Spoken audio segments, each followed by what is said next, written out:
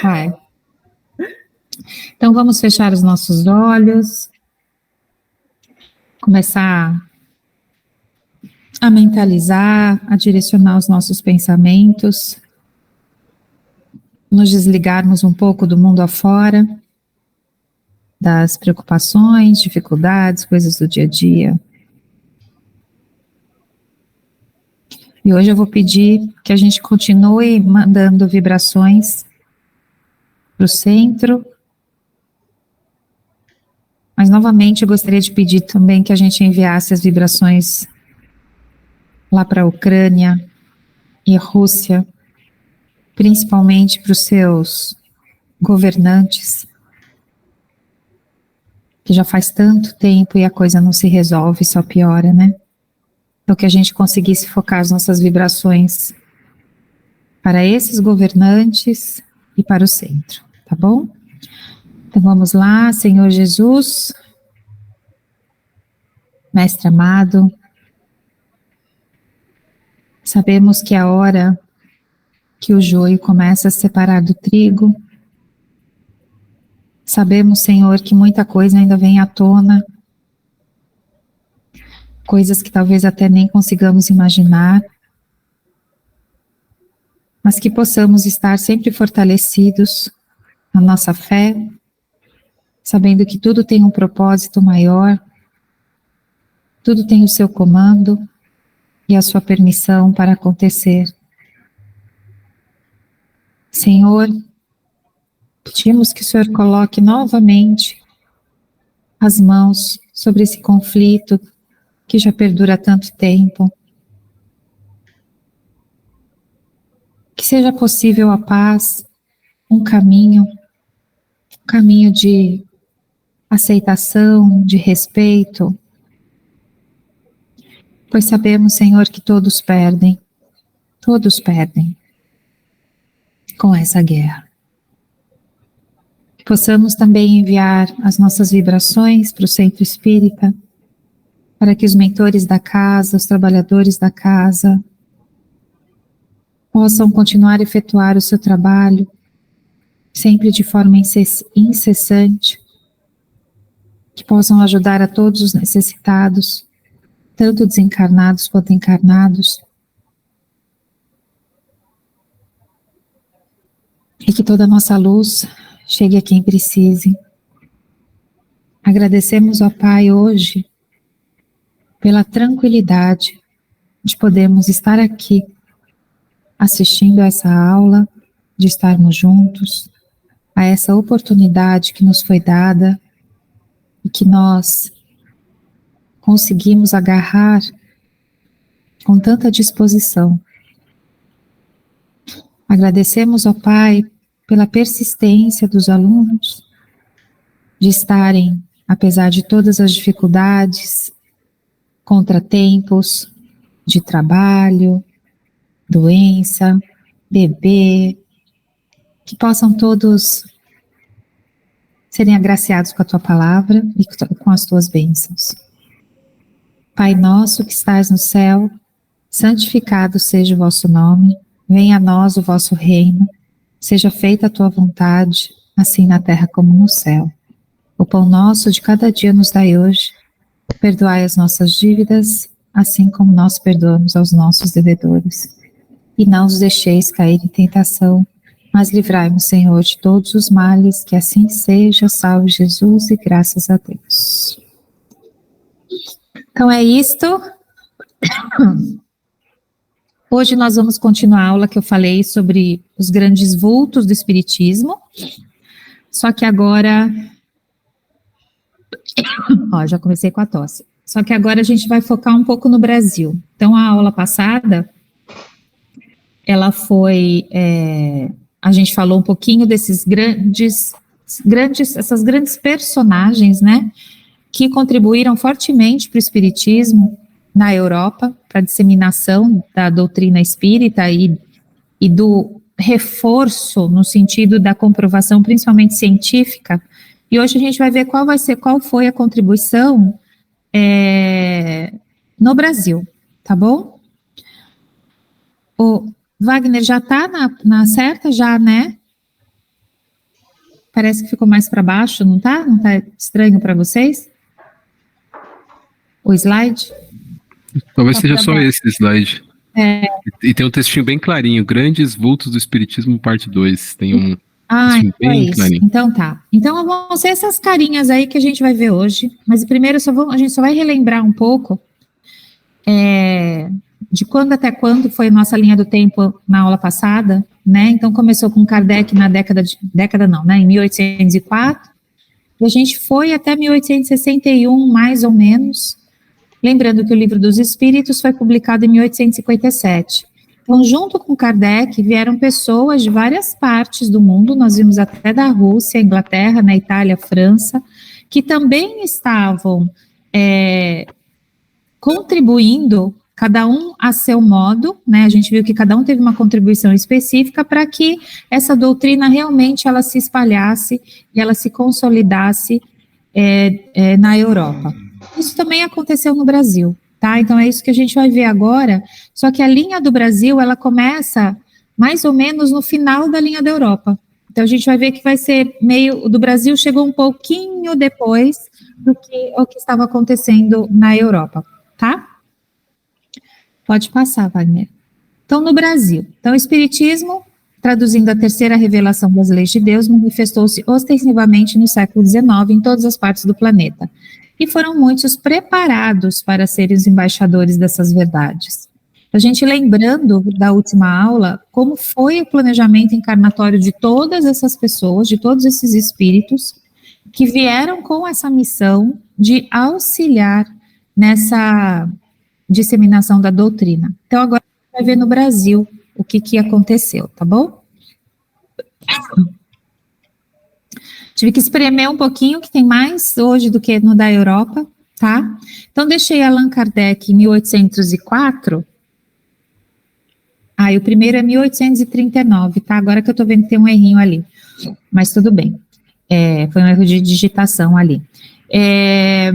O Livro dos Espíritos foi publicado em 1857. A gente tem que entender que esse período aí vamos começando aí de 1860 para frente, a gente ainda era, né, um império, uma monarquia, passando depois para um período de república, início dessa república, e aí a gente termina agora o último, né, escolhido é o Divaldo, que ele ainda está vivo até hoje, né, continua ainda com o seu trabalho, de todos eles é o único ainda, todos os outros não estão mais no nosso plano, mas a gente percebe que todos eles vieram também de várias partes, mas a maioria São Paulo, Rio de Janeiro.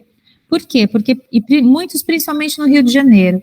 Por quê, gente? Porque naquela época o Rio de Janeiro, ele era a capital do país, né? Era onde também ficava a primeira parte da monarquia, né, do Dom Pedro e tudo mais, a corte, ela ficava no Rio de Janeiro, e depois, quando começou realmente a República, as coisas aconteciam no Rio de Janeiro. Então, as coisas aconteciam assim, politicamente, culturalmente, onde, na verdade, começou a nascer, entre aspas, o nosso país. Porque São Paulo, naquela época, não era nada, gente. São Paulo nem existia. Era a Vila de Piratininga, era uma coisinha muito insignificante. São Paulo começou a se desenvolver em 1910, então foi bem depois disso. Então a gente percebe que tudo começou no Rio porque era onde estava o polo político e cultural, tá? Então vocês percebem que até nisso a espiritualidade ela é perfeita no planejamento, né? Que tudo tem um porquê de acontecer, tá bom? Então esse era mais ou menos um momento histórico, e eu acho interessante a gente lembrar disso quando a gente fala da biografia das pessoas, que elas estavam nesse tempo. Então, nesse tempo ainda, lutando às vezes contra a escravidão, preparando para a independência do Brasil, então estava por todo esse fervilhar político, com uma forte preferência, né, católica, de herança, né, do nosso domínio português. Então quase não existiam outras religiões. A própria Umbanda, Candomblé, ela era associada como a uma religião pertencente aos escravos e aos negros, então era basicamente católicos. As grandes escolas as melhores escolas da época, elas eram associadas ao catolicismo, eram escolas de padres, escolas das freiras. Então, imagina que essas pessoas, esses que a gente vai falar sobre eles tiveram essa tradição. E mesmo assim, eles foram falar sobre o espiritismo. Tá bom? Então, vamos lá. Ó, é 1839 mesmo. Depois a gente corrige lá. Então, Antônio Gonçalves da Silva. Ele nasceu em Portugal, mas ele veio para o Brasil, chegou em 1850, mais ou menos, né? Chegou no Rio de Janeiro. Depois também foi para São Paulo. E ele, olha o que ele era jornaleiro. E ele distribuiu o jornal do Correio Paulistano, correndo de porta em porta, conquistando a simpatia dos fregueses. Então, olha só, o começo já da história de vida dele é como um carteiro, né? Então, o que será que esse carteiro podia contribuir também com essa questão da doutrina, numa época que o correio ele era entregue também de porta em porta, o jornal também. Seu apelido era Batuíra, que vem por causa de uma ave pernalta, muito ligeira e de voo rápido. De espírito humanitário, logo aderiu à campanha abolicionista. Então, a gente pensa, né, que esse cara ficava batendo de porta em porta para entregar o jornal, e aí quanto de influência e de conhecimento ele tinha das pessoas da região por causa desse, falando hoje, na linguagem de hoje, esse networking dele. Né? Então, o quanto também a espiritualidade se aproveita disso até também para essa campanha abolicionista. Imagina quantos recados, quantas mensagens, quantos arranjos foram feitos também através, né, dele, dessa função. Então, fundou em sua casa a instituição beneficente Verdade e Luz, onde a rua levou o nome de Rua Espírita até os dias de hoje. Não conheço essa rua, nem sei onde é. Mas, né? Não sei se é no Rio, em São Paulo. Tornou-se conferencista espírita, criando em 1890 o periódico Verdade e Luz. Referindo-se ao seu desencarne, o escritor Afonso Schmidt escreveu: Batuíra faleceu em 22 de janeiro de 1909. Outro errinho agora aí, ó. São Paulo inteiro comoveu-se com seu desaparecimento. Que idade tinha? Nem ele mesmo sabia, mas seu nome ficou por aí como um clarão de bondade, doçura, de delicadeza do céu, dessas que se vão fazendo cada vez mais raras num mundo velho sem porteira. Foi um dos pioneiros do espiritismo no Brasil e em São Paulo. Então, também até essas datas, elas são mais ou menos aproximadas pelo que foi descoberto, que ele veio de Portugal, foi para Rio de Janeiro, depois foi para São Paulo. A gente sabe que toda essa parte de documentação era um pouquinho mais precária, né? Um pouquinho não, bastante.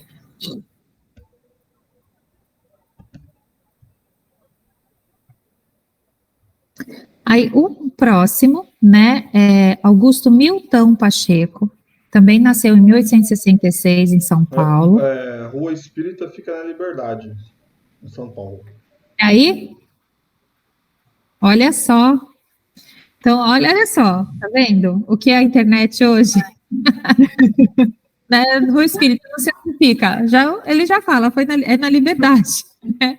Então, olha que interessante. Já vou lá depois. Que essa rua é de origem a isso. Enfim, aí esse Augusto Militão Pacheco desencarnou em 54, na cidade de São Paulo. Principais atividades. Então, formado em medicina, foi convidado do ano em 1894, a combater um surto da peste bubônica no estado do Maranhão, que conseguiu debelar com êxito. Exerceu funções importantes no estado de São Paulo como médico sanitarista, em várias cidades como São Simão, Cosmópolis, Mogi Mirim e Amparo. Então, naquela época, junto com ele também, né, tinham esses outros médicos famosos que fazem parte da nossa história, e que a maior questão médica na época era sanitária mesmo, né? Então, as pessoas morriam muito por falta de higiene, então, falta de um saneamento básico, a questão da peste bubônica, dos ratos, da questão de como você lida com os lixos, com os resíduos, né? Então, além da questão espírita, ele também tinha essa questão humanitária, de trabalhar nesse sentido. Aí, olha só, médico homeopata e iniciador do Dr. Luiz Monteiro de Barros nesse ramo da medicina. Então, a homeopatia, ela também traz essa visão mais integral do ser humano. Isso naquela época. Então, imagina naquela época como era difícil você falar que, por exemplo, o remédio homeopático, ele é quintessenciado, que a gente fala, né? O componente, ele é dividido em partes tão pequenas, que aí a gente pensa que teria muito mais a ver com tudo isso que a gente aprende também de matéria quintessenciada, de fluido universal, né? Que são essas matérias menores. Pode passar. Tem mais dele, eu acho. Isso. Profundamente caridoso, distribuía sistematicamente parte dos seus recursos às famílias pobres. Fez um testamento dando ênfase à parte espiritual, sendo um dos pioneiros dentro da Federação Espírita do Estado de São Paulo e desenvolveu várias atividades espirituais. Características de sua personalidade: amor à verdade, e afirmava que o Evangelho continha a solução de todos os problemas humanos. Então, olha como a gente vê a diferença, né? O primeiro, ele trabalhou mais para abolição, e ele começou a falar também do espiritismo, e ele era um carteiro. Esse segundo já era um médico, também fez um trabalho humanitário muito grande, mas o que ele fez, gente? Ele exerceu a caridade, principalmente. Então, qual era a mensagem dele, né? Qual era a missão dele, além de propagar o espiritismo, era viver o espiritismo, né? Então, ele conseguiu, através das ações dele, né, da sua caridade, enfim, viver parte do Evangelho.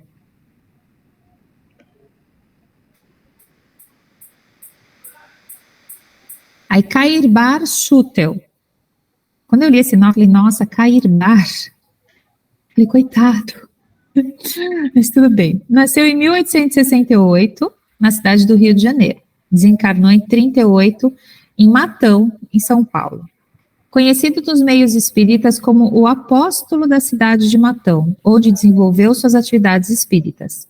E as suas principais atividades foi a fundação, em 1905, do Centro Espírita Amantes da Pobreza, o primeiro em toda aquela zona paulista. Fundou em 1905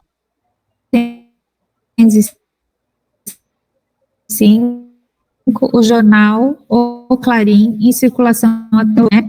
Então, até que entender que até as casas espíritas, se hoje ainda associam a gente a Umbanda e o Candomblé, quando a gente fala que é espírita, imagina naquela época. Então, como que essas pessoas eram associadas naquela época? Que as pessoas tinham pouca informação, tinham pouco acesso à cultura, à escolaridade, ao letramento, né? Então, a gente tem que sempre pensar o trabalho realmente pioneiro dessas pessoas de abrir caminhos para a implantação, né, para a divulgação do espiritismo.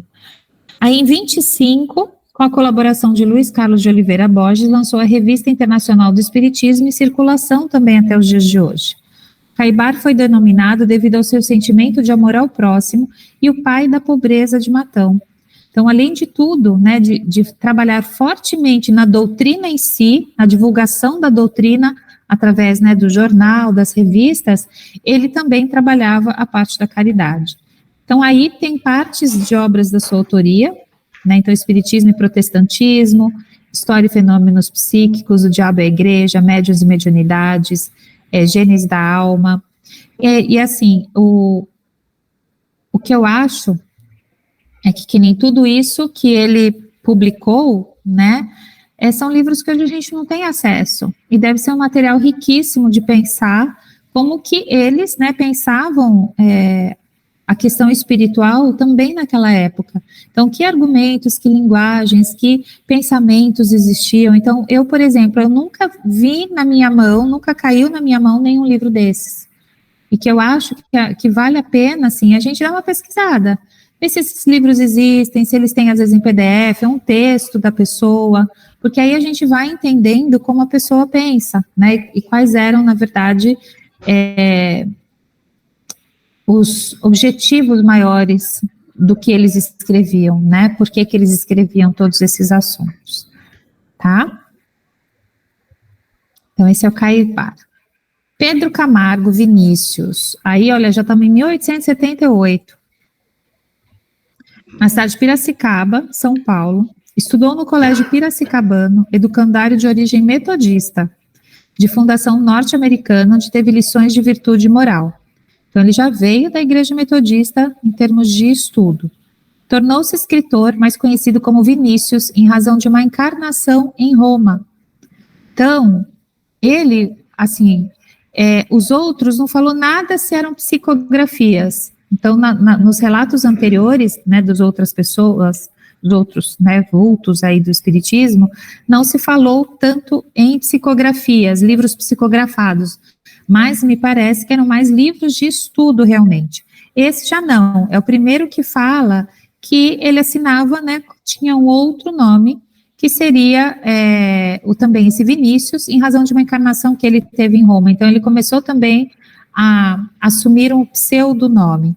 Então, durante muitos anos, Vinícius presidiu a Sociedade Cultura Artística da cidade de Piracicaba, e os estudos bíblicos eram rotina no colégio, e por isso, mais tarde, como espírita, tornou-se um entusiasta e especialista no assunto. Então, assim, por causa de estudos, a dona Josi já achou alguma coisa no Amazon, tá vendo? Já tem livrinhos, né, dos alunos da internet, meu Deus do céu. Por R$8. R$8, isso, livro de cair. Sim. Olha lá, o Wagner já está compartilhando. Tá vendo como é bom também a aula online, né? Tem os seus lados bons, né? A gente perde algumas coisas e ganha as outras. Então, ó, já tem livro aí pra gente poder, ó, o Pepe também, hein? Isso aí, gente. Que bom, fico feliz, de verdade. Vamos ver se a gente consegue, pelo menos, alguém dar uma folheada em algum e depois a gente trocar numa próxima aula, tá? Então, os estudos bíblicos eram rotina dele, né? E aí, por conta disso, ele resolveu se especializar, né, nesse assunto. Pode passar. 1904 foi fundada na cidade uma das primeiras instituições espíritas, estando entre os fundadores outro grande trabalhador espírita que era o João Leão Pita. O funcionamento dessa instituição gerou grande perseguição aos espíritas, a ponto deste pioneiro não conseguir nem emprego. Lembra que eu acabei de falar que eles foram realmente desbravadores? Porque havia muita resistência, né, muita falta de informação, e resistência não só da população, como resistência da Igreja Católica para que o Espiritismo fosse divulgado, né, que a Igreja Católica sempre quis o comando não só em relação ao Espiritismo, mas em relação a todas as outras religiões ao longo aí da história que a gente, né, vai vendo as guerras feitas por causa da religião. Pedro de Camargo tornou-se espírita logo em seguida, em 1905, encontrando a solução para tudo aquilo que constituía incógnita em seu espírito, até transferir-se para a capital em 1938. Então, aqui, só para entender que ele não fundou aquela casa espírita, mas foi fundada e ele acabou se tornando adepto. Eu que tinha entendido errado também. Pode passar, Wagner. Luiz Olímpio Guilom Ribeiro, ele já nasceu em 97 no Maranhão, em 46 ele desencarnou na cidade do Rio de Janeiro. No Senado Federal, atuou como segundo oficial da secretaria, recebendo elogios do senador Rui Barbosa sobre o seu trabalho pela cooperação no trabalho de revisão do projeto do Código Civil. Então, olha só como agora a gente já deu um salto, que a gente já está na época da República, né, Código Civil sendo cada vez mais atualizado, no sentido, né, de que a República, ela continuava se constituindo enquanto República, e ele já veio por esse lado político. Então, a gente vê que, assim, que cada um veio de uma origem, né. Então, durante 26 anos consecutivos, foi diretor da Federação Espírita Brasileira. Então, olha só que bacana, a Federação Espírita Brasileira ter alguém, ou, né, uma pessoa oficial num órgão público de renome, de responsabilidade. Em 37, como presidente da FEB no Rio de Janeiro, promoveu a instalação de oficinas tipográficas próprias, publicando o jornal O Reformador, além de outras obras literárias. Então, começou a ter as primeiras editoras, né, que antigamente chamavam de oficinas tipográficas, espíritas. Então, hoje a gente já tem essas grandes editoras espíritas, com foco, né, em livros espíritas, mas olha como começou naquela época.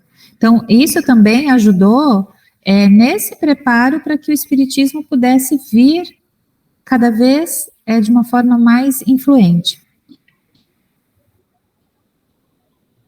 Entre as suas obras destacam-se Jesus, nem Deus, nem Homem. Interessante esse título, né?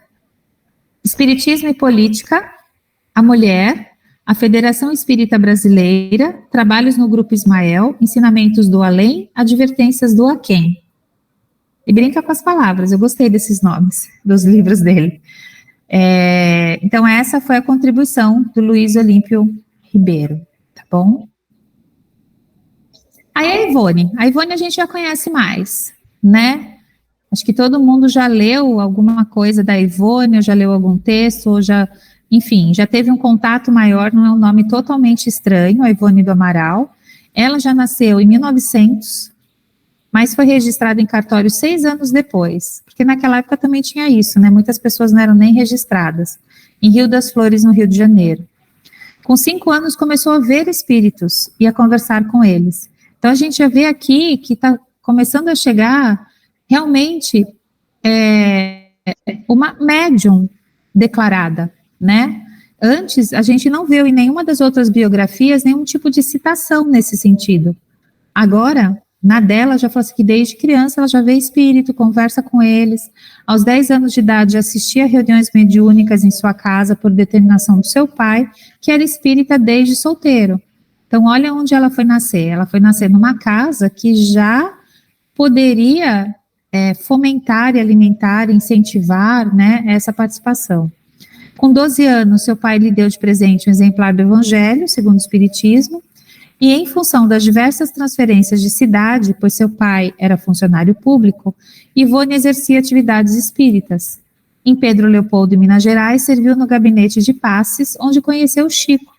E aos 20 anos, quase foi enterrada viva, pois sofria de catalepsia e letargia, que a gente já aprendeu. Então, olha só por tudo isso que ela passou e a gente pensa que ela tinha 20 anos, né? Então, assim, com 20 anos ela já passou por tudo isso. Com a desencarnação de seus pais, precisou trabalhar para sobreviver no Rio de Janeiro. Aí foi quando ela realmente se instalou no Rio. Então, ela é médium das seguintes modalidades: para psicografia, psicofonia, receitista na parte de homeopatia, passista, de premonitória, então ela tinha lá as premonições, desdobramento, de efeitos físicos, materialização, de cura, de obsediados, paralíticos, de vidência, de oratória, ou seja, todas, né, assim, ela fazia tudo. Colaborou em vários jornais. Oi? Completa, assim, tipo, médio. Completa. Ela nasceu com todas as ferramentinhas próprias e ainda nasceu num lar apropriado, ou seja, ela não tinha desculpa para não ser, né? Veio tudo certinho. Colaborou em vários jornais do interior do país e, sob o pseudônimo de Frederico Francisco, escreveu para a revista Reformador. Porque, infelizmente, ainda naquela época, as mulheres muitas vezes não podiam escrever em jornais, nem nada disso, né?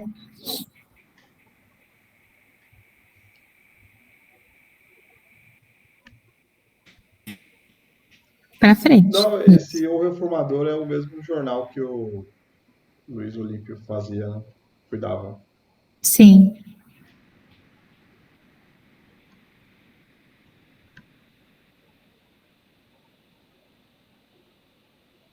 Aí, como médium de psicografia, publicou vários livros. Então, Nas Telas do Infinito, Memórias de um Suicida, Nas Voragens do Pecado, Cavaleiro de Numiers, A Drama da Bretanha, A Tragédia de Santa Maria, Amor e Ódio, Dramas de Obsessão, Ressurreição da Vida, Recordações da Mediunidade, Devassando do Invisível, Sublimação, Cânticos do Coração e A Luz do Consolador. Então, ela desencarnou com 81 anos, né, agora em 1981, na cidade do Rio de Janeiro. Desses todos, eu só li trechos do Memórias de um Suicida, eu não li nenhum outro. E ela, muitos dos livros dela, psicografados, são romances, né? Tipo romances igual da Zíbia, né?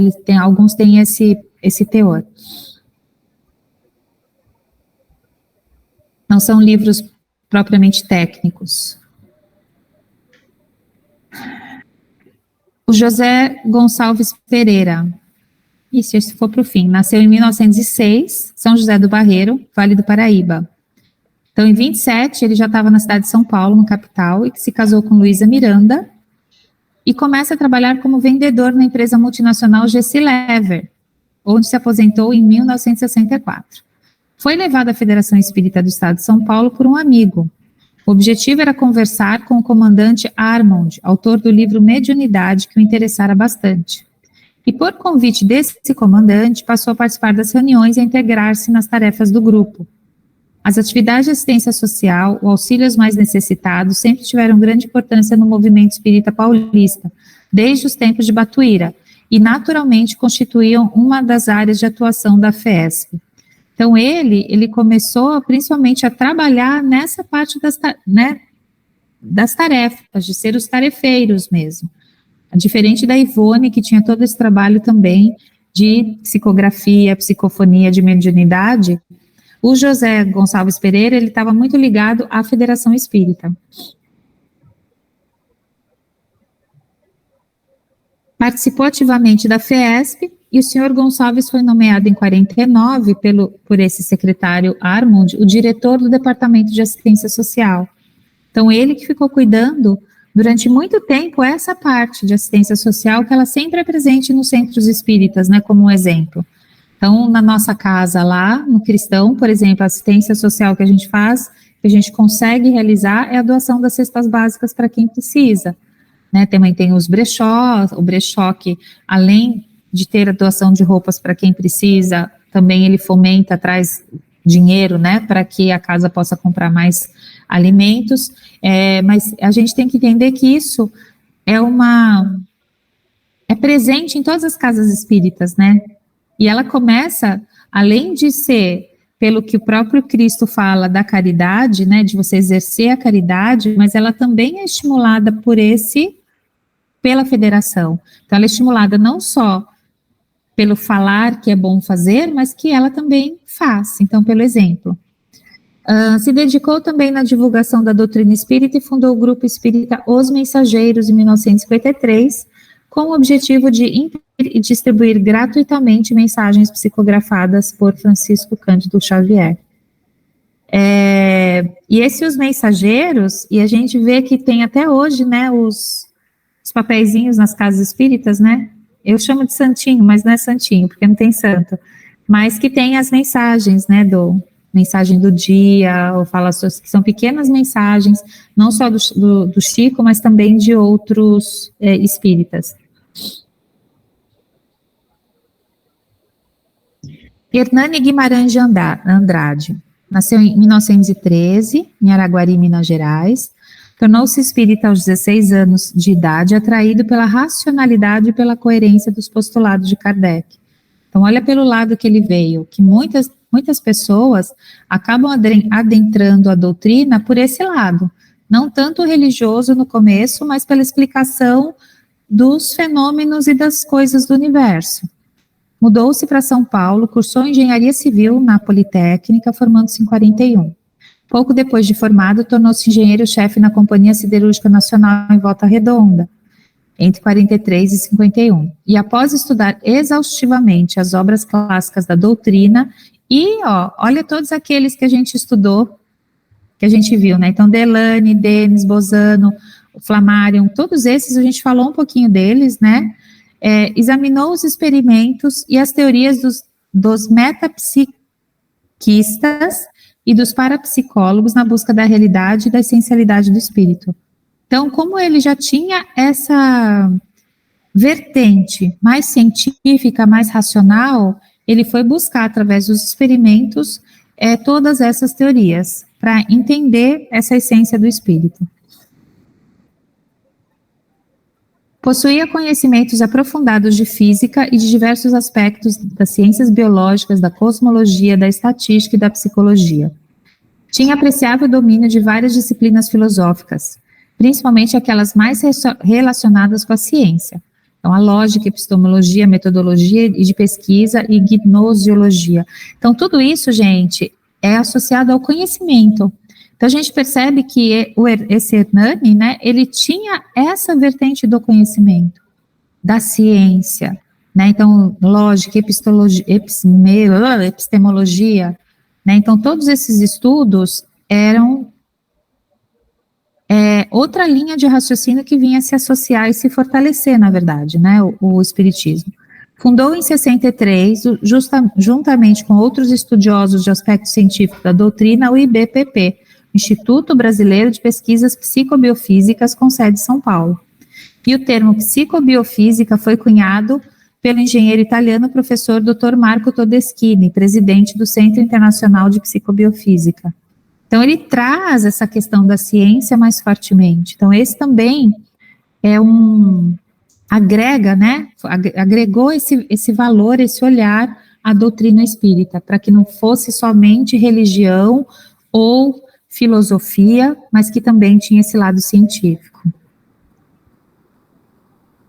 E o Divaldo, que é o último nosso daquela linha do tempo, e logicamente a gente não colocou o Chico, porque ele tem biografia especial, né, que a gente, acho que foi no básico 1, né, a biografia do Chico Xavier, que a gente deu aula para vocês, então, logicamente que ele, né, tem uma aula à parte, mas o Divaldo, ele também vem exercendo uma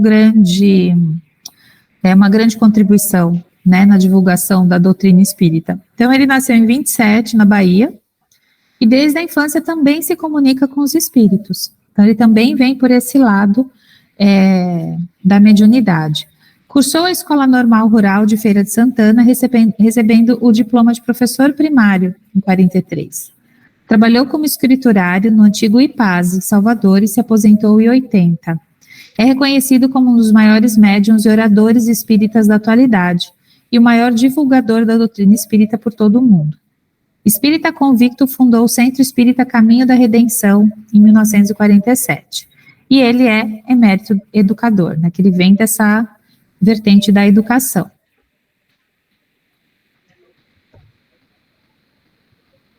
Em 52, ele fundou na Bahia, em Salvador, com Nilson de Souza Pereira, a Mansão do Caminho, que existe até hoje, né? Uma instituição que acolheu e educou crianças sobre o regime de lares substitutos em 20 casas-lares e educou mais de 600 filhos, hoje emancipados, e a maioria com família constituída. Em 64, Divaldo, sob orientação de Joana de Ângeles, selecionou várias mensagens de autoria da mentora e enfeixou-as no livro Messe de Amor, que se tornou o primeiro livro psicografado por ele. Então, vocês percebem aqui, assim, que ele, diferente do Chico, ele foi primeiro para o caminho de atender as crianças e depois, mais para frente, que abriu esse outro caminho da publicação dos livros, né, de se tornar realmente um palestrante. Então, primeiro ele foi para esse lado, para depois ir para o outro. O Chico já começou a psicografar e a publicar os seus livros logo de início, tá? Seu currículo revela um exímio e devotado educador com mais de 600 filhos adotivos e mais de 200 netos, atendendo atualmente a cerca de 3.000 crianças, adolescentes e jovens de famílias de baixa renda por dia, em regime de semi-internato e externato. Então, continua o trabalho, e quem já viu vídeos da Mansão do Caminho, assistiu algum documentário, é uma ação social e de caridade muito grande, realmente, com essas crianças. Orador com mais de 11.000 conferências, em mais de 2.000 cidades em todo o Brasil, em 62 países, concedendo mais de 1.100 entrevistas de rádio e TV, e em mais de 450 emissoras. Então, a gente percebe também uma diferença dele para o Chico, que o Chico não gostava muito do público, né? Ele gostava mais de ficar recluso com os... Ele se comunicava através dos seus livros, era a forma dele transmitir a mensagem, através da sua escrita. Já o Divaldo, ele veio mais com esse dom da oratória, que é o dom do educador, né? Então, ele tem mais ele veio mais um pouco com esse viés. Como médium, mesmo assim, publicou 202 livros, bastante, né? Com mais de 8 milhões de exemplares, onde se apresentam 211 autores espirituais, muitos deles ocupando lugares de destaque na literatura, no pensamento e na religiosidade universais. Dessas obras, houve 92 versões para 16 idiomas, alemão, albanês, catalão, espanhol, blá, blá, blá, blá, e até em braille. Além de 17 escritos por outros autores sobre sua vida e sobre sua obra. Então, além disso, tem 17 livros escritos por outras pessoas falando dele, ou da sua obra. A renda proveniente da venda dessas obras, bem como os direitos autorais, foram doados em cartório à Mansão do Caminho e outras entidades filantrópicas. Então, tudo isso que ele palestra, que ele realiza essas conferências, que todos esses livros, tudo isso é voltado para essa doação. E também não deixa de ser uma grande caridade, né? A gente sabe que o Divaldo, recentemente, né, ele trouxe algumas controvérsias aí para a doutrina espírita, né? Controvérsia no sentido da postura dele, não do espiritismo em si. Mas eu acho que isso faz a gente pensar que todos nós estamos em evolução, né? Então, todos nós podemos cometer erros, inclusive, né? Até mesmo o Divaldo, até mesmo o Chico. Então, todas essas pessoas que vieram com isso, eles também têm o direito, logicamente, de, às vezes, não fazer uma escolha mais acertada, ou de se ver em situações onde é levado pelo ego, onde se vê em situações que é levado pela vaidade. Todos nós passamos por isso. Mas eu penso que enquanto espíritas, o primeiro é não julgar, né? É entender que todos nós podemos errar e usar a fé raciocinada, que é aquilo que me serve, né? Que eu acho que é mais importante. A partir disso, aí fazer nossas escolhas, que seria o livre-arbítrio. Então, eu acho que se a gente sempre segue essa linha, a gente consegue pegar o que tem de bom de um, pegar o que tem de bom do outro, para a gente. Talvez eu escolha uma vertente, um caminho, a Josi vai escolher outro, o Franklin outro. Cada um sabe o que é bom para si naquele momento, né? E eu acho que é essa leitura que a gente tem que fazer, enfim, de todos os espíritas que passaram por aí e que vão continuar passando, que a gente vai continuar lendo, absorvendo o conteúdo deles. Tá bom? Bom, esses foram os brasileiros mais importantes, pelo menos era o que estava proposto. Não sei se vocês lembram de mais algum que não foi falado, enfim, algum grande vulto aí do espiritismo, porque é lógico que foi escolhido alguns, né, porque foram várias pessoas super importantes até o dia de hoje.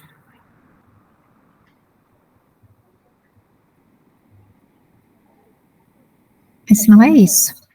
Eu lembro, eu estudei um pouco sobre o Arigó, que ele fazia a cirurgia espírita. Eu achei muito interessante a história dele, que ele fazia a cirurgia. Eu fiquei, mano, esse cara é muito louco, ele arranca o olho do buraco da cabeça e depois coloca de volta, tira a catarata da pessoa. Eu fiquei, mano, como é que pode isso? Isso aí faz parte do espírito. Tipo, ele não era espírita, ele era católico, mas... tipo, ele manifestava através do espírito do Dr. Fritz. Fiquei, mano, que muito da hora. Sobre o José... Qual era o nome dele? O nome verdadeiro dele eu não lembro. Não lembro. Depois, se você souber onde você leu alguma coisa sobre ele, Franklin, coloca no grupo pra gente, Tá algum link, algum vídeo. A Salete vira e mexe, ela coloca lá. Isso, sobre a história dele no YouTube. Então tá. Do que ela posta lá, eu costumo ver, não tudo, algumas coisas. Aí eu vi sobre ele. Eu achei muito interessante ele fazendo a cirurgia lá. Porque, nossa, tipo, ele era sonâmbulo, ele não fazia consciente, ele entrava em sonambulismo e o Dr. Fritz, que era o espírito que agia através dele, fazia a cirurgia. Sim. É o que ele, na verdade, ele desdobrava, né? Fazia esse desdobramento para o Dr. Fritz poder atuar. Sim. Tem muitos médicos espíritas, né, no Brasil. Médicos espíritas que eu falo não é médico, que é médico de carreira, né, e é espírita, mas médicos que, pessoas, médiums que fazem essas cirurgias espirituais e que realmente conseguem um bom êxito, um bom trabalho, né. Antes de eu conhecer o centro, tudo, de estudar doutrina e tal, eu conheci o Cristóvão Brilho. Ele é um médico espírita, né? Ele é um médium e ele faz cirurgias através de um outro espírito médico que eu não me lembro o nome agora, ele tem um nome diferente até, E eu cheguei a fazer algumas cirurgias espirituais, inclusive, com eles. Era muito louco, assim, porque eu sentia tudo, né? Para quem ia a primeira vez, ele dava uma palestra explicando como que funcionava, que ele não era consciente, né? Ali ele se desdobrava, então ele não lembrava de nada. E que algumas pessoas que de repente tivessem ali uma sensibilidade, um dom espiritual ali, poderia sentir todo o processo, né? Mas eu nunca imaginei que eu ia sentir, tanto que para mim foi até meio que assustador, assim, que eu não tinha, né, muito conhecimento. E eu saí de lá completamente, tipo, cara, levei anestesia, tipo, eu cheguei dirigindo em casa, só Deus sabe como que eu cheguei, que eles até aconselhavam você não ir sozinha, né? Sim. Ter uma acompanhante, então é bem legal.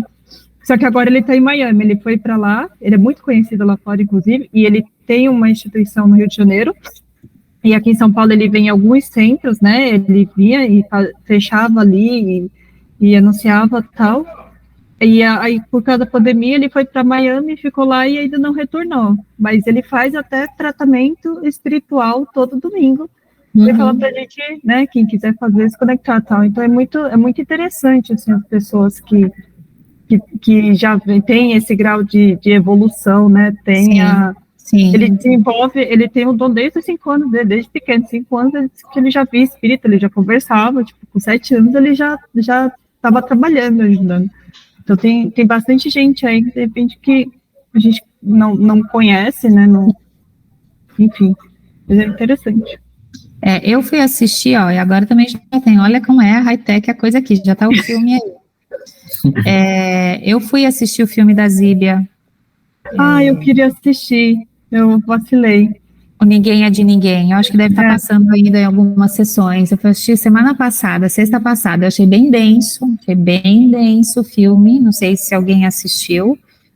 Momentos assim que tipo, você quase não respirava, sabe, assim, então eu achei que eles colocaram, lógico, aí é o produtor do filme, né, não é, que coloca muito essa, eu acho que ele ficou um filme um pouco assustador, na verdade é esse, eu achei que ficou um filme meio quase, não de terror, mas aquele filme que você vai ficando, sabe, com o coração pequeno, então eu não gostei muito, eu acho que não precisava ser tanto, mas realmente fala as relações, então no final tudo se esclarece, mas o filme todo, você não vê tantas questões espirituais acontecendo, você só vê no final do filme, quando realmente aparecem lá os vultos e tudo mais, né, então o começo é a vida como ela é, muito a vida como ela é, né, mas eu achei que eles colocaram uma densidade aí desnecessária, e em agosto vai ter Os Mensageiros, né, o Nosso Lar 2, que aí eu acho que vale a pena a gente... Eu quero assistir. E onde que você viu o da Zíbia?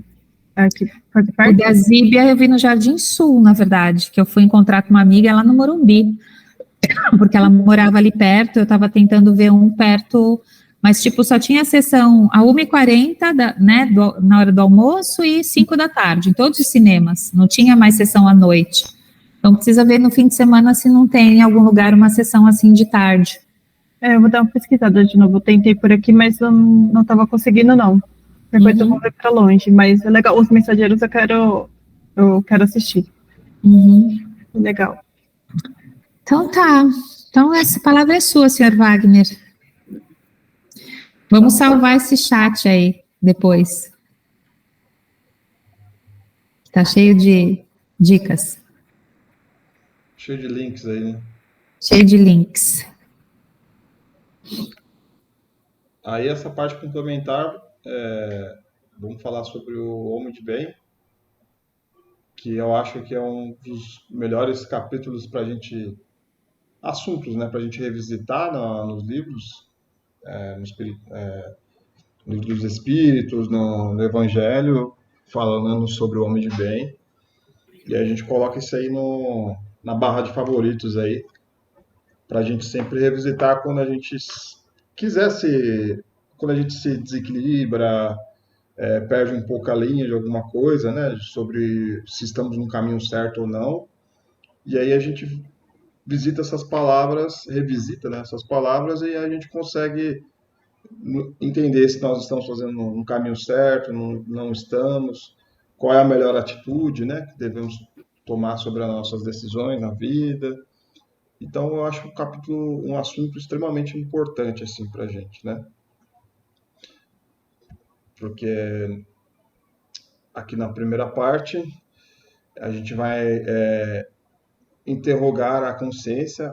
É um hábito comum do homem de bem.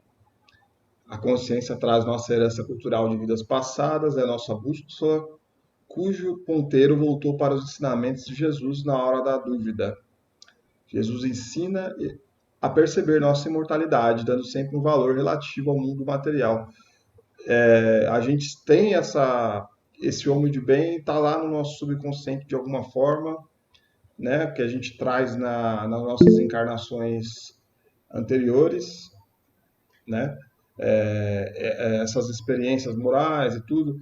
Eu acho que nem numa radionovela que eu vi de um rapaz, de um casal que tinha um filho que era ladrão, e eles descobriram, acharam aquilo chocante, eles tinham uma repulsa, eles expulsaram o filho deles porque ele era ladrão. Eles tinham uma repulsa enorme, intolerância total, né? Aí quando foram fazer ver o que ele fez na vida passada, eles eram uma quadrilha de assaltantes. E, ou seja, nessa reencarnação agora eles são totalmente intoleráveis a quem comete roubo. Então é uma questão de equilíbrio. Então esse homem de bem vem dessa forma também, da gente lembrar das nossas coisas que a gente cometeu na vida passada e essa vida a gente não quer de jeito nenhum fazer o mesmo erro, né? Essa experiência, né, que nós tivemos na vida passada. O homem, então, isso eu achei muito legal, porque às vezes, né, quando a gente vai falar aqui sobre indulgência, né? E essa indulgência, como é importante a gente não julgar as pessoas. Às vezes, coisas que nós temos uma repulsa muito grande, muito enraizada, pode observar lá que pode ser bem provável que numa vida logo bem pertinho, logo na reencarnação passada já mesmo, a gente cometeu aquilo de uma forma mais grave. E por isso a gente talvez se manifeste com uma repulsa tão forte. Então é por isso que o trabalho da indulgência é sempre muito importante, né? O homem de bem percebe a lei da conservação e vive o necessário, providente, acumula o suficiente para suavizar o declínio da vida física, não perdendo o foco principal da lei do trabalho, sendo útil nas tarefas de amor ao próximo, reservando a humildade como condição essencial para um trabalho de equipe. Então, o Espiritismo vem mostrar, né, nós aqui todos, né, quando começamos a estudar o Espiritismo, é bem provável que mudamos a nossa forma de visualizar as coisas materiais, né, as coisas físicas. A gente já não tem aquela obsessão material, quero um carro novo, quero não sei o que lá. A gente, eu fui criado, minha família, acho que a gente em geral, né? Meu pai sempre falava que você não vai levar dinheiro para o céu, dinheiro vai ficar aqui. Eu sempre fiquei imaginando assim, R$ 2.000, R$ 5.000 está lá na conta, eu não vou levar. Mas aí com o Espiritismo a gente entendeu que não é isso, né? Só, né? Não é dinheiro físico. Pode ser pessoas, né? A gente se apega a pessoas, se apega a tantas coisas materiais, ou pode se apegar a trabalho, né? E a gente hoje, né, sabe que isso a gente tem que ter uma visão mais suavizada, menos apego a isso. Um homem de bem, ele não é apegado a essa obsessão material pelas coisas, né? Deixa eu ver aqui, Josi, o que você mandou. É só um link sobre o Cristóvão que eu falei. Ah, tá. Beleza. Só para não atrapalhar. Aí eu digitei. Tá de boa. Aí a outra parte que é sua renovação. Deixa eu só. Sua renovação interior é constante. Vou voltar aqui o homem de bem. Sua renovação interior é constante, exercitando a superação de seus defeitos morais, sempre será alertada por sua consciência, cuja autoeducação recebe a inspiração dos seus irmãos espirituais que comungam o amor comum. Tem uma parte do Santo Agostinho, né, que a gente é muito famosa, né, uma passagem lá no Livro dos Espíritos, que ele fala exatamente disso. Como que ele conseguiu se tornar um homem de bem? É na hora de dormir, né, que ele vai lá todos os dias, repensar todas as atitudes, né, os atos dele durante o dia, se ele magoou alguém, aí ele meio que passa limpo, né, faz um checklist ali do que ele pode melhorar, do que ele pode ter errado, do que ele pode ter acertado, né, então, meio que isso, como se fosse um trabalho, né? Um trabalho moral ali, diário. A fé lhe dá confiança nas inspirações superiores, tornando-se um espelho de alto, refletindo os pensamentos superiores que derramam sobre a terra. As mais nobres informações das ciências, das artes, do amor divino, da solidariedade cósmica que permeia os homens de bem do universo. Então, esse homem de bem, ele está sempre em alta vibração, né? Está sempre vigia, está sempre buscando não baixar sua vibração com coisas inúteis para a sua moralidade. Ele está sempre em alta. É claro que a gente não consegue estar sempre alta, mas seria o ideal. Então a gente está falando do homem de bem, né? O ideal, né? Então esse homem de bem ideal está assim, é que nem Jesus, né? Está lá em alta vibração, nunca decai, nunca, né? Então quanto mais perto a gente chegar disso aí, tá ótimo, né? Claro que a gente vai receber, como aqui diz, né? A gente vai receber grandes inspirações, né? Quando as coisas não estão dando certo no trabalho, alguma coisa, a gente sempre fala, né? Vamos desligar, vamos elevar a nossa vibração, fazer oração, pedir ajuda, que isso é o exemplo do homem de bem, que ele vai buscar, né, nas dificuldades ajuda, né, de uma forma humilde, e aí as coisas vão se resolvendo, vai ter essas inspirações, boas inspirações, né? A fé raciocinada, eu tô com a mania de falar racionamento, aí eu tô raciocinado. Porque você está racionando muita coisa. É que eu ouvi muita racionamento de energia, racionamento, aí toda vez que eu vejo a palavra raciocinada, vem racionamento, não sei por quê. Não, mas a fé não precisa ser racionada, não, pelo amor de Deus. Não é para racionar a fé. A fé raciocinada permite semear uma nova reencarnação mais feliz, suportando com resignação os seus impedimentos corporais, que nada mais são que inibições planejadas antes de sua reencarnação, dando-lhe a possibilidade de sofrer ou respeitar suas próprias limitações e decidindo pela aceitação, novamente irá refletir, com seu exemplo, a sabedoria do autoconhecimento, tomando a sua existência física um bem sofrer. Então, as nossas provas, as nossas dificuldades, né? Um homem de bem, ele consegue, mesmo no abismo lá, ele consegue ver uma oportunidade de crescimento com as suas dificuldades, né? Quantas vezes a gente não reclama, a gente não questiona, a gente não se revolta com esses declínios, com esses percalços na nossa vida, e a gente não consegue refletir, não consegue aceitar e tirar daí um bom proveito para a nossa moral, né, para a nossa evolução. Sendo que foi nós mesmos, né, que planejamos passar por isso. Então, é uma questão de reflexão nossa interna, entender as dificuldades e ver que realmente precisamos passar por isso, vamos tirar proveito disso. Compreende que é sua prova, né, continuando, ou expiação, e agradece a Deus o esquecimento, revelando assim estar preparado para suportar suas dificuldades. E novamente reflete sobre seus irmãos a resignação, sendo indulgente, não julgando e aprendendo sobre suas próprias limitações com os erros alheios. E também um homem de bem, além de ele não julgar, né, o próximo, ele observa que o próximo está fazendo errado e fala, isso aí é errado, eu não vou fazer, é bom.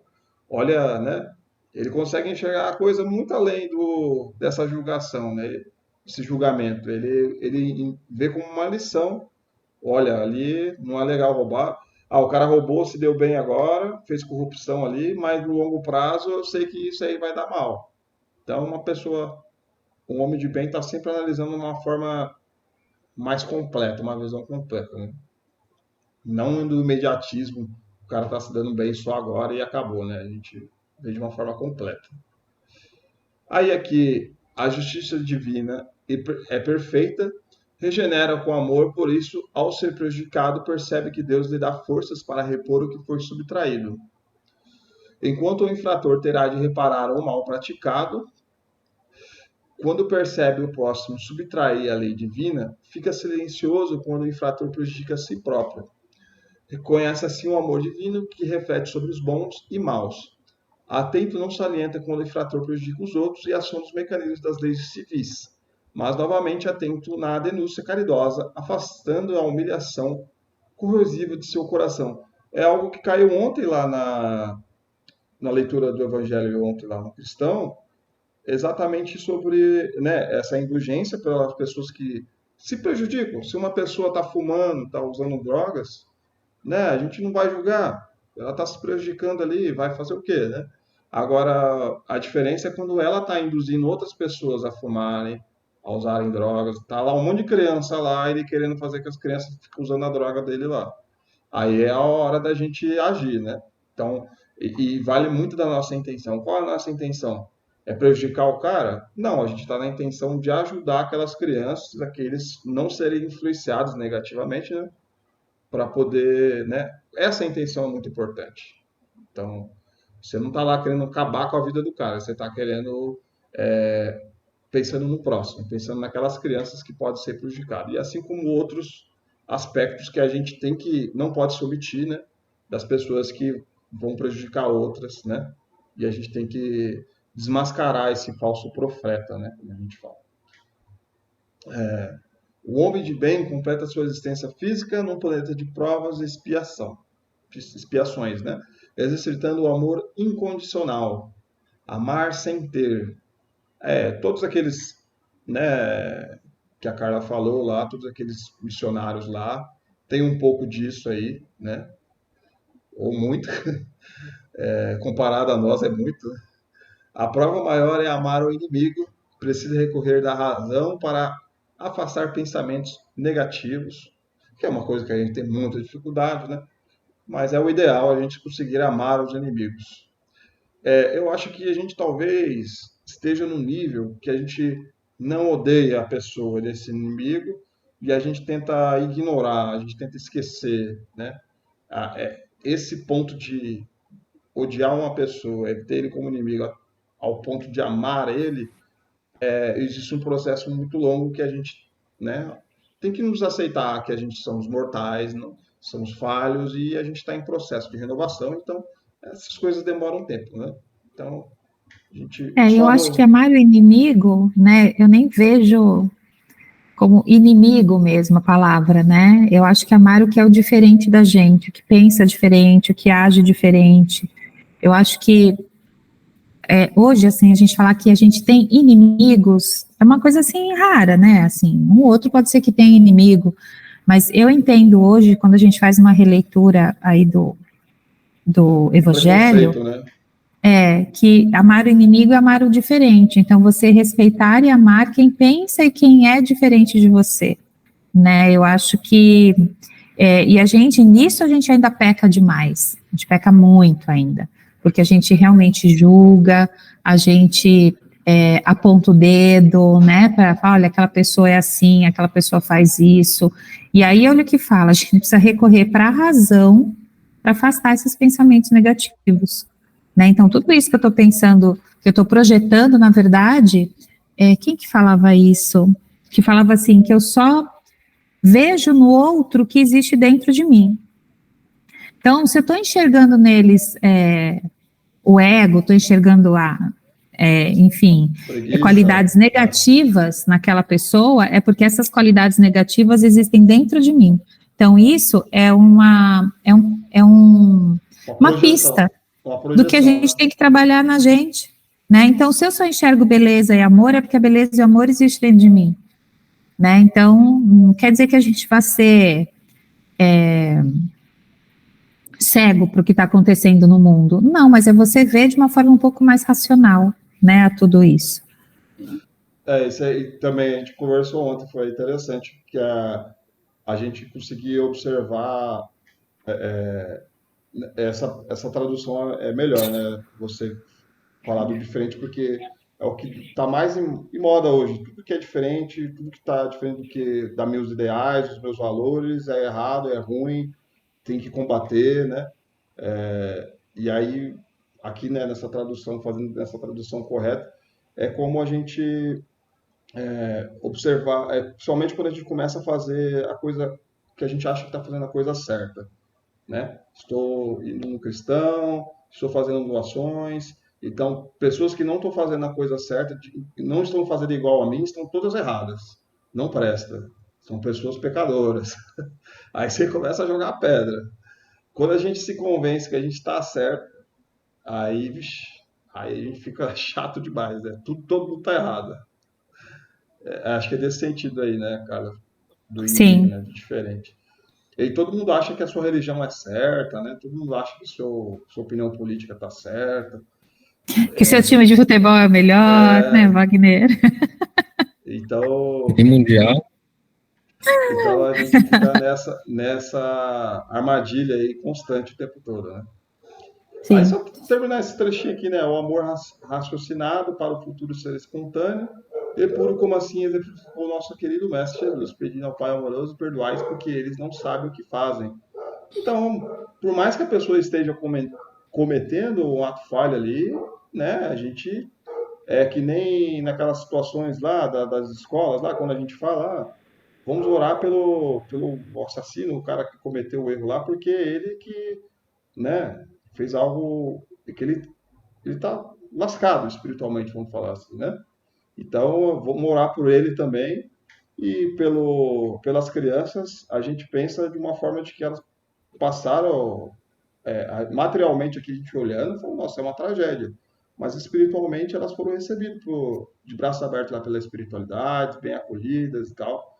E assim como Jesus, né? Também sofreu tudo, foi crucificado aqui, para a nossa visão material, ele só se ferrou, né? Mas lá no plano espiritual ele venceu, né, o mundo e foi recebido de braços abertos pela espiritualidade. Então, é diferente da gente olhar, né, nesse sentido do nosso próximo, né? É só isso a aula de hoje, gente. Eu não sei porque tem isso aqui, mas... Ó, eu copiei todos os links que vocês colocaram aqui no chat, eu coloquei lá no WhatsApp, tá bom? Para depois vocês poderem ter acesso mais fácil. Obrigada. Obrigada. Vocês que colaboraram demais, imagina. Eu gostei muito da aula de hoje. Gente, tá acabando, né? Você sabe que eu tô triste. Eu tô triste porque a gente vai acabar aqui com os nossos encontros, agora já em junho, né? E aí vocês vão ter que decidir como que vocês vão fazer o mediúnico, e eu acho que a hora já... Não sei se Pepe e Débora vão conseguir fazer, né? Porque ou vai ter que ser de quinta à noite, será possível, ou de sábado, todo mundo junto, né? Junto os dois, básicos dois desse ano, sábado à tarde. Então aí precisa ver o que vocês estão pensando, já conversar com a Salete para ela ir organizando, né? Os agrupamentos aí, ver o que dá para fazer. Eu sei que Débora e Pepe estão ainda numa situação mais difícil, assim, por causa da nenê, né? Mas se de repente um conseguisse fazer, enfim, aí vocês decidem aí enquanto casal, enquanto família. Eu queria muito fazer, Carla, muito mesmo. Mas para dar certo, acho que só de sábado. Então, acho que vai ser a tendência. Talvez a gente reveza, um sábado eu vou, um sábado ele vai, não sei. Ou até se ela tiver maior, vocês podem levar a nenê, porque não tem problema se ela ficar, né? Eu lembro assim que quando eu fiz o curso, que era com a Vivi ainda, ela levava o netinho dela para dar aula, né? Então ela, né, levava o netinho, ele chegava lá no bebê conforto, e ela dando aula, cada hora um ficava no colinho enquanto ela ficava dando aula, entendeu? E foi, até ele ficar grande, até ele começar a andar e tudo, e deu certo. Então, falta de cuidador lá não vai ter, para vocês poderem fazer o curso. Vai ter 2 horários, né, 2 dias. Vai ter as quintas, às 7h30, e aos sábados à tarde. Acho que é 3 horas. E o mediúnico é 1 hora teórica, que nem a gente está falando parte A e parte B aqui, e mais curto, né, do que aqui, e 1 hora prática, né? Aí é bem legal e assim é basicamente pegar o que a gente está aprendendo aqui teoricamente, né, falando sobre espírito, sobre energia, né, e tal, e lá a gente vê isso acontecendo de uma forma mais prática, né? Então vê acontecer. A gente aprende bastante ali, uma experiência muito boa, muito bacana. Eu acho que umas 2 vezes de quinta, né? É uma experiência bem Sim, porque os espíritos ensinam muito, né? Então, quando você está numa mesa mediúnica, mesmo que você não veja nada, não escute nada, não escreva nada, você está presenciando o outro médium falando, né? Quer dizer, o outro espírito falando por outro médium. E o doutrinador, a forma como ele conversa, se aproxima e doutrina aquele espírito. Então, eu acho que é nisso que eles vão trazendo coisas que a gente vai vendo tudo que a gente aprendeu e, de verdade, exercer esse amor fraterno por esse espírito que está chegando, que na maioria das vezes precisam da sua ajuda, né, ou da sua doutrinação, porque muitos nem sabem quem foi Jesus e nada disso. Então, eu acho que é um grande aprendizado esses momentos. É a mesma coisa de ver o André Luiz, quando estava lá na época do Nosso Lar. Que estava lá no Umbral. Inferno, né? O Inferno não é No Umbral? No Umbral, que o André Luiz que estava lá no Umbral tá naqueles problemas. A mesma coisa dele vir lá do Umbral e se manifestar em algum médio aqui no cristão, e a gente... É a mesma coisa, assim. Apoiar ali, né? Da direção do filme é o próprio espírito vindo falar com você pelas dificuldades que ele passou, e a gente aprendeu vendo o filme do André Luiz, a situação que ele passou. Imagine você vendo isso na prática de um espírito que passou dificuldade, a gente tem que saber o que está acontecendo com ele e tentar ajudar ele. É bem legal, bem legal. E é um exercício, eu acho, é lógico que no começo desperta muita curiosidade, não vou negar, que a gente quer saber como se fosse histórias, né? Saber a historinha do espírito. Só que com o tempo, a gente vai aprendendo a deixar essa vaidade de lado, e isso que eu acho legal, esse exercício da mesa mediúnica, que não te interessa mais isso, porque você já passou de fase, né? No começo realmente tem um encantamento, não tem como você falar, porque aquilo é muito né?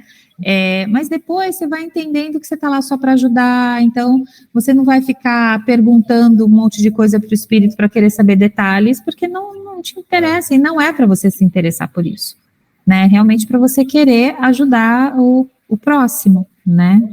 E aí isso a gente vai vendo como foi trazendo essas questões do não julgamento, então de você não julgar aquele espírito que ele trouxe, às vezes questões muito importantes, tá? Então você não vai julgar, mas você só vai aprender o exercício do acolhimento, né? Então é basicamente isso, né? A gente vai sentir falta das suas aulas, Carla. Então, eu também vou sentir falta, e eu já falei com a Salete, não sei se vai ter aluno ainda para abrir outra turma agora em agosto, Wagner, de básico 1, porque o nosso básico 1 de segunda já vai para o básico 2, né? Então, de quinta, vai ficar eu e Wagner meio que vazio, por enquanto, que vocês estão indo para o mediúnico. Vocês vão dar aula para a gente no mediúnico. Está resolvido.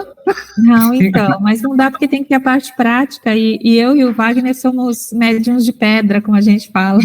A gente não vê nada, a gente não ouve nada, a gente não escreve nada, a gente é tudo fajuto, tudo fake. Eu e o Wagner somos fake, né, Wagner? Aí, como diz a Salete, vocês ficam achando que vocês são fake, que vocês estão aí dormindo, mal sabe o que vocês estão fazendo, viu? Não, eu sei, porque às vezes eu acordo bem chicoteada, viu? Às vezes eu acordo que eu falo, ai, meu Deus do céu. Se vocês forem no sábado, vai estar eu lá também, viu? Estudando com vai vocês. Vai estar como aluno. Oi, Josi, vamos no sábado, o que eu ia fazer com você? Ai, amiga, eu acho que eu vou ficar na turma de quinta, e quando eu puder, no sábado, porque minha vida tá louca. Sério, gente, eu gostaria também de fazer, até final de semana é mais tranquilo, só que se eu fizer isso, acho que eu arrumo um problema na minha vida pessoal, sabe? Pensa com carinho, Josi. Agora, o que não pode é vocês irem uma vez na quinta, uma vez no sábado, outra vez na quinta. Por quê? Porque tem uma equipe espiritual pronta para trabalhar vocês, entendeu?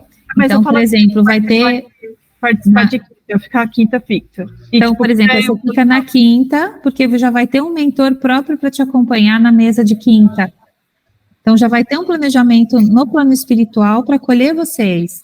E aí, se eu vou quinta, não, eu vou sábado, né? O seu mentor vai ficar, que dia que eu trabalho, né? Com essa maluca. Né? Então, é isso. A gente tem que pensar, porque existe todo um planejamento dessa mesa mediúnica. A gente acha que não é nada, mas assim, já está tudo planejadinho. Então, eu preciso... Inclusive, os mentores que vão estar apoiando vocês lá o tempo todo. Que vão ter os mentores do trabalho geral e um mentor para cada médium que vai estar lá. Tá? Tá bom. Não se preocupem se vocês dormirem o tempo todo, porque o Marcelo, eu lembro nas mesas, ele só dormia, era muito engraçado, ele chegava, dormia a mesa inteira. Aí depois a gente meio que acordava ele, e era o jeito dele meio que entrar em desdobramento, e ele ajudava bastante todo mundo sem saber de nada que estava acontecendo. Tá? Então, se der sono, durmam, não tem problema algum, vocês vão estar ajudando dormindo, pode ter certeza. Às vezes eu durmo na mesa também, quando eu tô lá em vibração, e daqui a pouco eu só, opa! Mas é normal, tá? Não é problema isso. Tá bom, gente? Então, vamos ver até que vem.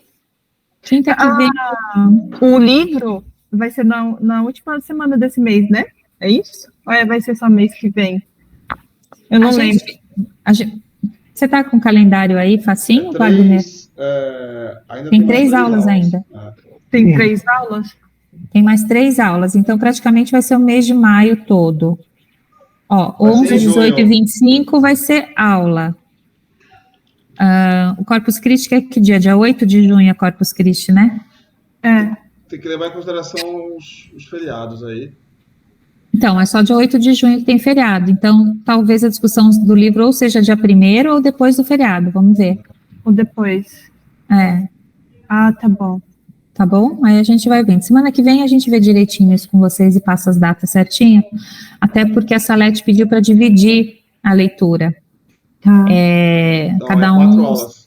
Falta 4 aulas. 4 aulas. Eu comprei então vai ser depois do feriado. Eu comprei o livro e ele é muito gostoso de ler. Sim, é o meu preferido. Nossa, chegou esse final de semana, eu falei com o Murilo, mandei mensagem para ele, agora eu me caguetando aqui, né? Eu falei, Murilo, qual que é o livro mesmo que a gente tem que ler? Porque deu branco. E eu não vou perguntar no grupo. Não, a gente confunde, eu confundo os missionários com os mensageiros, porque na minha cabeça é a mesma coisa, missionário e mensageiro, entendeu? O missionário está trazendo uma mensagem, então às vezes eu confundia, dos missionários, não, esses são os mensageiros, então esses são os mensageiros, né? E ele também confundiu, ele me mandou uma foto, eu falei, mas esse é que eu tenho em casa, mas não é outro, não tem certeza, ele falou, não, José, calma, eu mandei errado. Aí ele me mandou certo, eu já comprei, chegou, eu falei, gente, mas que gostoso, assim, porque é muito o que a gente faz na casa, né? Sim. A gente que já tá trabalhando, tudo, a gente se vê ali, né? É muito gostoso. Se vocês estão fazendo ainda, eu recomendo, porque é muito fácil. Diferente do outro que eu parei, eu acho que nas primeiras páginas, que eu não estava entendendo nada. Mas é muito bom. Isso porque a Salete depois tirou um no mediúnico, que ela tirou e trocou. Né?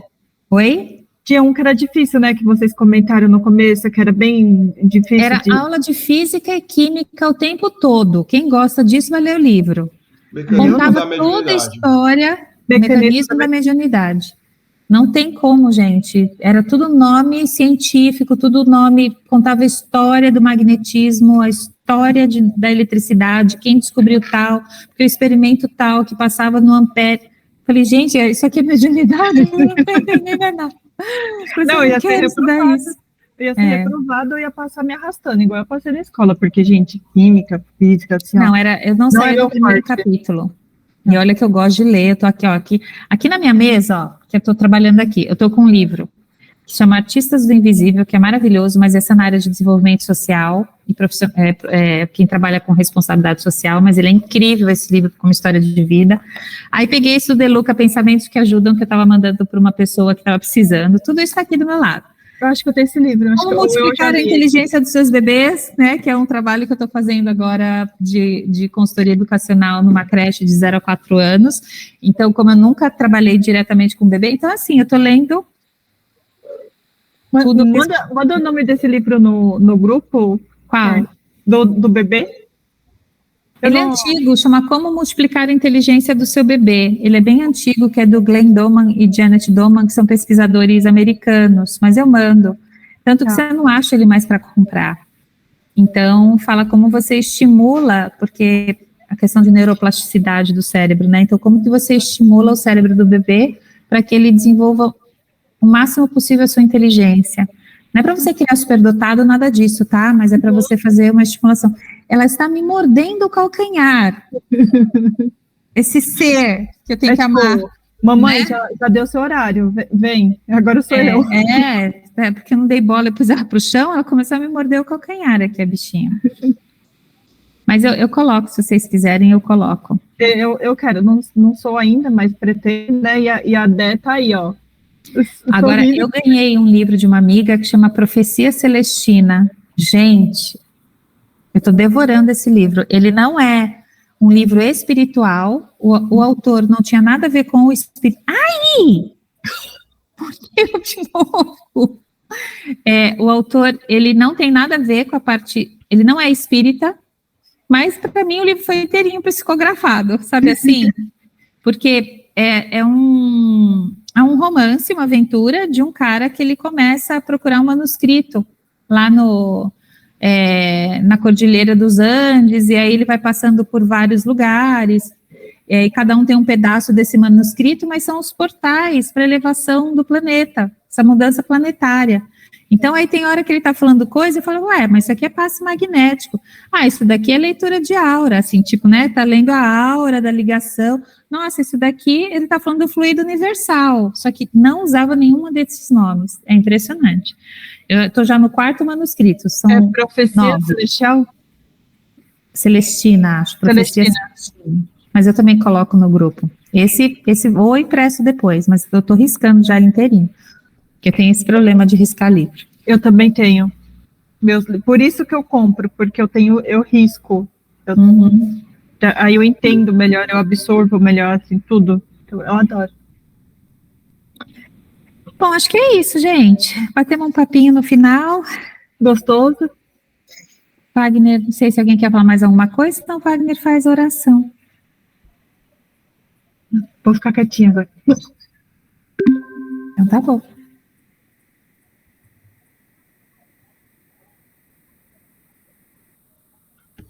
Fazer a oração final? Antes que ela me morda de novo, eu dei um grito aqui. Mas eu pus meu pé na cadeira. Pela aula de hoje, pela paciência de todos.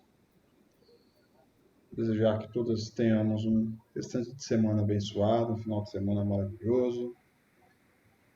Muita paz, muita alegria. Que possamos colocar em prática no dia a dia a indulgência. Chegar o mais próximo, deixou-me de bem, né, que é Jesus Cristo, como nossa referência, o nosso ideal. Pedir as bênçãos em cada uma de nossas casas, em cada canto, com cada animal, cada plantinha,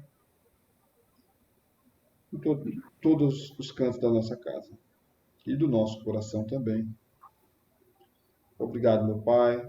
Obrigado aos mentores. Tenhamos uma ótima noite. Pai nosso que estais no céu, santificado seja o vosso nome. Venha a nós o vosso reino. Seja feita a vossa vontade, assim na terra como no céu. O pão nosso de cada dia nos dai hoje. Perdoai as nossas dívidas, assim como nós perdoamos aos nossos devedores. E não nos deixeis cair em tentação, mas livrai, Senhor, de todos os males, que assim seja. Salve Jesus e graças a Deus.